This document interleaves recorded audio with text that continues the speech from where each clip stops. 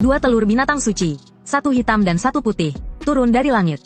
Adik seperguruanku langsung mengambil telur putih berisi harimau putih suci. Sedangkan aku terpaksa memilih telur hitam yang nilainya 10 kali lebih rendah dari harimau putih. Kemudian telur putih adikku berhasil menetas dan terikat dengannya, menjadi pasangan hidupnya selamanya. Sedangkan aku, setelah menguras semua kekuatan spiritual, akhirnya berhasil menetaskan burung mistis Suanke dari telur hitam. Namun ketika Suanke menembus formasi penghalang kekuatan, ia menghancurkan kekuatanku dengan satu serangan. Dan aku ditelan oleh harimau putih milik adikku. Hingga saat aku meninggal, aku baru tahu bahwa Suanke sebenarnya menyukai adikku yang dulu meremehkan garis keturunannya. Akhirnya aku mati dengan hati hancur oleh gigitan harimau putih. Aku kehilangan kesadaran sepenuhnya. Saat terbangun, aku mendengar suara tawa guruku. Di sekitarku terdengar ucapan selamat dari para saudara seperguruan. Selamat kepada kakak Kingsan karena terpilih oleh dewa. Kakak, mau memilih binatang suci yang mana? Saat itu, pikiranku menjadi sangat jernih. Aku melihat sekeliling, lalu memandang dua sinar suci hitam dan putih di udara. Aku sadar bahwa aku telah terlahir kembali. Dan hari ini, adalah hari di mana dewa memberikan pilihan. Guruku memintaku dan Jingyu untuk memilih binatang suci. Piringan suci kuno memengaruhi takdir 3 dunia. Terletak di puncak Gunung Zonggui. Klan Tianzong sebagai satu-satunya sekte di Gunung Zonggui, telah menjaga piringan suci selama generasi dan mendapat berkah dari para dewa. Piringan suci terbuka setiap 1000 tahun sekali, menurunkan binatang suci untuk dipilih dan dipelihara oleh yang terpilih. Setelah binatang suci memperoleh kesadaran, mereka akan mengikatkan diri kepada yang menetaskan. Menjadi pasangan setia seumur hidup. Biasanya garis keturunan binatang suci tidak jauh berbeda. Namun kali ini, bahkan ada harimau putih, salah satu dari 4 binatang suci legendaris. Di kehidupan sebelumnya, adikku menggunakan segala cara untuk mendapatkan harimau putih. Aku tidak ingin bersaing dengannya. Jadi aku memilih Suanke, yang dianggap lebih rendah dari harimau putih. Hanya seekor burung pelayan. Tapi sekarang, aku kembali ke saat memilih. Guruku selalu adil. Tak peduli Jingyu merajuk seperti apa, dia tetap memintaku, kakak seperguruan, untuk memilih lebih dulu. Kakak selalu melindungi Jingyu. Maukah kakak memberikan harimau putih untukku? Jingyu pasti tidak keberatan, kan? Dengan mata berkaca-kaca, dia mencoba menggunakan hubungan persaudaraan untuk menekan saya. Telur Suanke yang awalnya diam juga tiba-tiba melompat mendekati saya. Melompat ke atas dan ke bawah di sekitar saya. Takut kalau saya tidak memperhatikannya. Suanke ini di kehidupan sebelumnya tidak bereaksi seperti ini. Kingsan, sudah memutuskan, kamu mau memilih yang mana? Mendengar kata-kata guru, telur Suanke langsung melompat ke pelukan saya. Namun, saya justru melambaikan tangan ke telur harimau putih. Telur harimau putih ragu sejenak, namun akhirnya mendarat dengan tenang di tangan saya. Jingyu menggertakkan giginya. Kakak terlalu serakah. Suara dukungan juga terdengar dari kerumunan. Sudah ini, masih mau itu juga. Kakak Kingsan benar-benar arogan. Saya pikir kakak memilih telur itu demi meningkatkan kekuatannya. Hanya peduli pada masa depannya sendiri. Saya hanya melirik Jingyu dengan santai. Dia masuk perguruan 2 tahun setelah saya. Menurut guru, dia ditemukan di sebuah kuil tua saat guru menjinakkan iblis di dunia bawah. Melihat potensinya lumayan, dia diterima di perguruan. Di perguruan ini, hanya saya yang unggul dalam seni sihir. Saya cukup terkenal di antara para murid. Namun, saya fokus berlatih. Tidak peduli dengan hubungan sosial. Dia menggunakan citra ramah dan sopan untuk mendapatkan dukungan banyak murid. Namun di belakang layar, dia mendorong pengikutnya untuk mencoreng nama saya. Menciptakan citra saya sebagai sosok jahat. Jadi tidak aneh ada yang membelanya sekarang. Guru mengerutkan kening, ingin menasihati saya, tapi saya tersenyum. Melempar-lempar telur harimau putih di tangan saya. Harimau putih adalah binatang suci paling ganas. Kekuatan tempurnya tentu luar biasa. Tapi sayang, saya benci yang bodoh. Tidak suka pasangan yang hanya punya kekuatan tanpa otak. Di bawah tatapan terkejut semua orang, saya melemparkan telur suci itu kepada Jingyu. Jingyu dengan gembira menangkapnya. Dia memeluknya dan menenangkan telur itu. Suanke berpikir saya memilihnya. Dengan senang hati ia menempel pada saya. Namun di detik berikutnya, saya melepaskannya dengan dingin. Aku mengusap cangkangnya yang kasar, melihat bagian dalamnya melalui penghalang. Dengan dingin aku berkata, adapun Suanke, garis keturunannya terlalu rendah. Aku juga tidak menyukainya. Kalimat ini dulu diucapkan oleh Jingyu. Mendengar itu keluar dari mulutku. Ia terpaku sepenuhnya. Aku melemparkan telur Suanke ke Jingyu, lalu bersujud kepada guru. Meskipun piringan suci melahirkan 2 binatang suci, dan memilihku serta Jingyu, tidak ada yang mengatakan bahwa keduanya harus dipelihara terpisah. Jika demikian, mengumpankan semuanya ke Jingyu tidaklah masalah. Aku mengubah nada bicaraku, menatap Jingyu yang penuh sukacita. Bagaimanapun, hanya pria seperti adik seperguruanku, yang cocok menjadi pasangan bagi harimau putih dan Suanke. Ruangan itu gempar, alis guru berkerut semakin dalam. Ia bertanya, jika kamu tidak memilih, bagaimana dengan aturan surga? Kamu mungkin tidak akan bisa menikah nantinya. Ku merapikan lengan bajuku. Tidak peduli, bagi seorang kultivator, masalah cinta hanyalah penghalang. Bukan, guru, aku ingin mengubah jalur ke Dao tanpa perasaan. Ucapan itu mengejutkan semua orang. Guru mondar-mandir beberapa kali. Akhirnya dia setuju. Dengan begitu, kedua telur suci diberikan kepada Jingyu. Jalan Dao menjadi milikku. Awalnya aku tidak menekuni Dao tanpa perasaan. Untuk memulainya kembali, aku harus membersihkan semua ilmu yang kumiliki. Prosesnya sangat menyakitkan, seolah tulang dan pembuluh darahku dihancurkan. Sulit untuk dijelaskan dengan kata-kata. Jingyu adalah yang terakhir meninggalkan ruangan. Sebelum pergi, dia sengaja memamerkan kedua telur itu di hadapanku. Bahkan Xuan Ke, bagaimanapun juga, itu tetap binatang suci. Kakak sebenarnya bisa memilih jalan yang mudah, tapi tetap saja memilih jalan yang sulit. Kamu tidak tahu, kan? Aku memiliki tubuh yang khusus. Dia memeluk dua telur binatang suci, lalu pergi dengan angkuh. Xuan Ke masih mencoba terbang ke arahku. Aku berpura-pura tidak melihatnya. Secara diam-diam aku memukulnya dengan tenaga dalam. Dalam sekejap, dia terhempas keluar dari aula utama. Ada lalat dari mana ini? Aku melangkah masuk ke dalam aula. Sebelum aku mulai, guru bertanya lagi, kamu benar-benar ingin menekuni Dao tanpa perasaan? Ya, benar, King San. Dalam hidup ini, tidak akan menyentuh cinta, hanya untuk mencapai kesempurnaan diri. Guru menghela napas. Cahaya putih menyelimuti kepalaku. Aku menahan rasa sakit yang seolah menghancurkan tubuhku selama 36 hari. Setelah menghilangkan semua kekuatan lamaku, aku mulai berlatih ulang. 100 hari kemudian, aku akhirnya berhasil menembus tahap dasar, memasuki tahap awal inti emas. Kecepatan latihanku kini jauh lebih cepat dibandingkan kehidupanku sebelumnya. Tanpa ikatan, aku benar-benar bisa fokus sepenuhnya. Ketika aku bertemu Jingyu lagi, dia terlihat kelelahan dengan lingkaran hitam di matanya. Dia memeluk dua telur binatang suci. Wajahnya begitu letih seperti orang yang berubah total. Aku mendekatinya dengan penuh energi, tidak mengabaikan rasa iri di matanya. Namun Jingyu tetap keras kepala. Dia mengangkat dagunya dengan angkuh. Tunggu sampai harimau putih dan Xuan Ke menetas. Aku akan menjadi orang paling dihormati di Tianzong. Saat itu, kakak bahkan tidak pantas membawakan sepatuku. Adik, rawat saja binatang sucimu dulu. Ku malas menanggapi kata-katanya yang kosong. Aku tersenyum tipis, lalu berjalan melewatinya. Di kehidupan sebelumnya, aku dan Jingyu hanya berpikir bahwa merawat binatang ini adalah tugas biasa. Memberikan mereka kekuatan spiritual, ditambah ramuan dewa dan obat immortal. Dengan waktu, mereka pasti akan menetas atau membentuk wujud. Namun, siapa sangka harimau putih dan Xuan Ke memiliki kebutuhan yang sangat tinggi. Jingyu menghabiskan seluruh hidupnya mengumpulkan inti kristal dari monster di lembah makanan rohani untuk memberi makan harimau putih. Sementara aku, yang memiliki tubuh Xuan Yuan, berkorban, memberikan darah dari hatiku siang dan malam untuk memberi makan Xuan Ke. Aku dan Jingyu melewati bertahun-tahun penuh kesulitan. Akhirnya kami berhasil membantu mereka menetas dan membentuk wujud.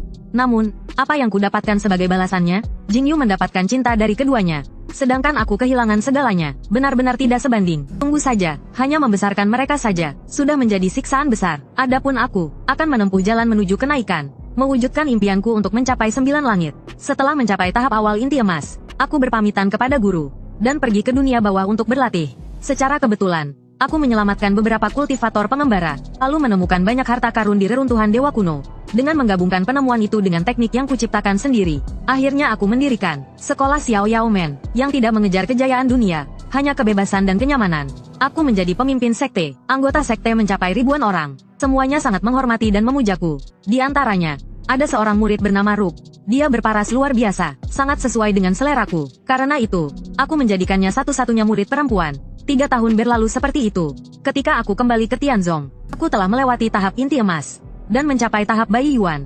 Guru mendengar pengalamanku dan sangat terkesan. Dalam percakapan, ia menyebut Jingyu. Barulah aku tahu bahwa beberapa waktu lalu, Jingyu menyadari bahwa memberi makan telur suci sangat menguras tenaga.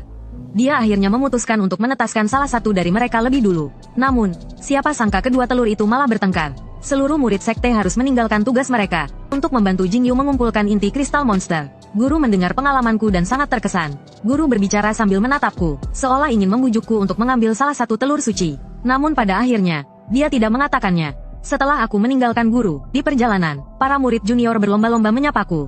Sesekali, aku mendengar keluhan bahwa Jingyu telah membebani seluruh sekte. Di tengah keramaian, aku melihat sepasang mata penuh kebencian di sudut ruangan. Itu adalah Jingyu. Suasana menjadi sangat tegang. Semua orang yang melihat langsung menghilang. Hanya aku dan Jingyu yang tersisa. Dia jauh lebih kurus dibandingkan sebelumnya. Kekuatan spiritualnya bahkan menurun. Tidak ada lagi aura dingin dan mulia yang dulu dia miliki. Sebaliknya, aku, yang telah mencapai tahap Bai Yuan, tampak jauh lebih muda. Aku hidup bahagia. Itu membuatku semakin merasa bodoh atas apa yang kulakukan untuk Xuan Ke di kehidupan sebelumnya. Mata Jingyu penuh dengan kebencian. Dia bertanya padaku, apakah kau sudah tahu sejak awal bahwa menetaskan telur suci menguras banyak energi? Benar, aku dengan santai mengakui. Tapi lalu kenapa? Berani kau bilang mendapatkan telur suci tidak membuatmu bahagia? Dia terlihat ingin memukulku. Jika kau tahu, mengapa kau menjebakku? Menjebakmu? Aku tertawa, seperti mendengar lelucon. Adik seperguruanku, dewa wanita ini sangat luar biasa. Kekuatan mereka tidak bisa dibandingkan dengan kita. Semakin keras kau berusaha, semakin mereka akan menyayangimu. Pada akhirnya, mereka akan setia padamu. Bukankah itu hal yang baik? Jingyu jelas tidak percaya. Dia bertanya kembali, kalau begitu, mengapa 3 tahun lalu kau tidak mengambil Xuan Ke? Karena aku tidak suka. Bukankah kau yang memintaku meninggalkan harimau putih untukmu? Jawabanku membuatnya terdiam. Aku memberikan pukulan terakhir. Adik seperguruanku, sekarang semua harapanmu ada pada kedua binatang suci itu. Mereka adalah seluruh sandaranmu. Setelah berpisah dengan Jingyu, aku kembali menutup diri untuk berlatih selama 100 hari. Lalu kembali berpetualang. Sebelum pergi, aku mendengar dari seorang murid junior bahwa Jingyu mengalami tekanan besar. Dia menjadi sangat terobsesi dengan kedua binatang suci itu. Selama 100 hari terakhir ini, harimau putih dan Xuan Ke mulai menunjukkan tanda-tanda wujud asli mereka. Karena itu, Jingyu bahkan diangkat menjadi Dewa Agung. Aku hanya tersenyum tanpa berkata apa-apa. Dalam pertempuran, penyerang hati adalah yang terpenting. Aku sangat paham mengapa Jingyu bisa seperti ini. Dan ketika murid juniorku menceritakan hal ini, niatnya hampir terlihat jelas di wajahnya. Namun, aku tetap pada tujuanku. Aku tidak akan membuang waktu untuk hal-hal sepele seperti ini. Dalam perjalanan pelatihanku kali ini, aku berencana pergi ke barat. Aku ingin meminta sebatang kayu wutong dari suku Phoenix. Aku hampir mencapai tahap Bayi Yuan, dan akan menghadapi petir pertama dalam perjalanan kultivasi ini. Aku harus mempersiapkan diri untuk melewatinya. Kayu wutong adalah pohon dewa kuno. Jika aku bisa mendapatkan sepotong cabang untuk membuat alat pelindung, mungkin itu bisa membantuku melewati petir dengan aman. Namun, suku Phoenix sangat menolak orang asing. Aku menghabiskan banyak usaha untuk menemukan tempat tinggal mereka. Tapi sebelum aku bisa masuk, seekor Phoenix dengan bulu yang sangat indah menghalangi jalanku. Bulu-bulunya sangat indah, hampir tidak ada tandingannya di dunia ini. Aku merasa sangat senang, sampai-sampai hadiah bambu agarku terasa tidak berharga. Suku Phoenix tidak menerima orang luar. Pergilah, Yang Mulia, aku membawa bambu agar berkualitas tinggi. Rasanya sangat enak, bisakah aku menukarnya dengan sebatang kayu wutong? Mendengar permintaanku, Phoenix kecil itu menunjukkan ekspresi aneh. Dia bertanya siapa namaku. Aku melihat wajahnya yang sangat lucu. Lalu bertanya balik, siapa namamu? Dia berkata, aku adalah Phoenix. Tentu saja bermarga Feng. Namaku hanya satu huruf, Tian. Aku menanggapinya dengan berkata, betapa kebetulannya, aku juga bermarga Feng. Kau bukan Phoenix. Feng Yao mendengus dingin. Namun tiba-tiba dia terdiam. Lalu menyadari sesuatu dan wajahnya memerah. Aku tidak bisa menahan diri untuk menggoda dia. Aku mengambil nama istriku. Benar-benar, aku terseret dalam sandiwara ini lagi. Di kehidupan sebelumnya, Xuan Ke memang tidak menyukaiku. Namun rasa memiliki dirinya sangat kuat. Karena hubungan kami yang tampaknya sudah ditakdirkan. Dia melarangku berhubungan dengan wanita lain. Namun dia sendiri dengan nyaman memperlakukan Jingyu dengan baik. Benar-benar standar ganda. Untungnya, di kehidupan ini, aku sudah lepas dari kendalinya. Feng Yao, dengan angkuh, melemparkan sebatang kayu wutong lalu lari. Aku mengambil kayu wutong itu, dan meletakkan bambu agar di tempatnya, sambil berteriak ke kejauhan, Phoenix kecil, tunggu aku mengumpulkan mas kawin untuk menikahimu. Yang tidak kuduga, petir surgawi datang lebih cepat dari yang aku kira. Saat itu, aku sedang belajar dari Dewa Agung di luar langit di pegunungan salju Kunlun. Kudengar Dewa Agung datang untuk bertemu dengan iblis kuno berumur ribuan tahun. Aku sengaja menunggu di jalan yang akan dilewati di pegunungan salju, lalu meminta bimbingan darinya. Namun, dia ditemani seorang wanita dengan aura yang luar biasa. Wajahnya tampak familiar, membuatku merasa sangat dekat dengannya. Seolah-olah kami adalah kenalan lama. Aku melihat Dewa Agung sangat memperhatikan wanita itu. Akhirnya aku mengubah tujuan permintaanku. Aku memegang sepatu bot wanita itu dan menolak untuk melepaskannya. Mungkin perilakuku memalukan, tapi dalam pencarian tahu, kau harus tebal muka. Hanya dengan begitu kau bisa belajar hal yang sejati. Dewa Agung, tolong ajari aku seni memanggil roh. Aku sangat membutuhkannya. Dewa Agung melihatku, lalu bertanya apakah aku tahu siapa yang sedang kupeluk. Aku mendengarnya dengan bingung. Dia mengatakan bahwa wanita ini adalah panglima perang dari alam roh. Jumlah iblis yang telah dia kalahkan tak terhitung banyaknya. Aku menelan ludah, lalu memeluknya lebih erat. Sang panglima tampaknya menyukaiku. Dia berkata dia tidak bisa mengajariku seni memanggil roh. Namun dia bertanya apakah Dewa Agung bersedia menjadikanku muridnya untuk sementara waktu. Dewa Agung terdiam sejenak, lalu mendengus dingin. Kita lihat apakah dia bisa melewati petir surgawi hari ini. Begitu kata-kata itu selesai, petir surgawi langsung menyambar. Apakah tidak ada yang curiga bahwa Dewa Agung sedang memanfaatkan kekuasaannya? Untungnya, aku telah menyiapkan alat spiritual untuk melindungi aliran energiku. Aku menggunakan teknik untuk menghadapi petir biru yang menyala. Aku bahkan samar-samar mendengar percakapan antara Dewa Agung dan Panglima. Di usia semuda ini, dia bisa mencapai tingkat Susen. Tekniknya sangat mendalam. Kebijaksanaannya jauh lebih baik daripada cucu Raja Langit. Dia adalah bibit yang sangat baik. Pengorbanan orang tuanya tidak sia-sia. Orang tua, aku lahir tanpa orang tua. Dari mana datangnya mereka? Aku tidak sempat memikirkan itu. Aku mengerahkan seluruh energiku hanya untuk menahan setengah kekuatan petir itu. Sisa kekuatan harus kutahan dengan tubuhku sendiri. Aku melindungi aliran energiku di dantian dan jantung. Dengan kepala tegak, aku menghadapi petir tanpa rasa takut. Yang terburuk, aku akan mati. Setidaknya di kehidupan ini, aku telah hidup dengan baik. Aku telah memenuhi ekspektasiku sendiri. Saat petir menghantamku, aku merasa semua inderaku hilang. Kemudian datang rasa sakit yang menusuk tulang. Rasa sakit itu membuatku pingsan. Saat aku sadar, seluruh tubuhku dibalut kain putih. Hal pertama yang kulihat adalah Panglima. Dia menatapku dengan kagum. Dia berkata aku cukup keras pada diriku sendiri dan cukup cerdas. Aku hanya menerima kekuatan petir yang bisa ditahan tubuhku. Dan karenanya, aku mendapatkan berkah dari bencana ini.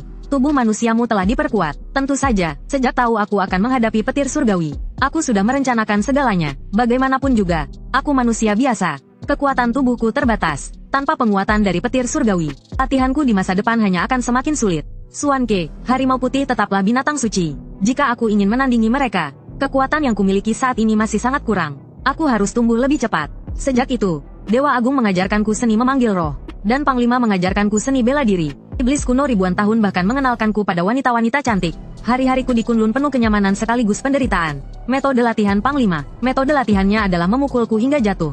Dari situ, teknik terbentuk dengan sendirinya. Sampai aku berhasil menguasai seni memanggil roh, aku kembali menghadapi petir surgawi. Resmi memasuki tahap transformasi roh. Aku berpamitan dengan Dewa Agung dan Panglima, membawa tumpukan barang yang mereka hadiahkan. Aku pergi ke perbatasan dunia manusia. Di perjalanan, aku bertemu dengan Chirong, rubah peri dari King Qiu yang menjual anggur.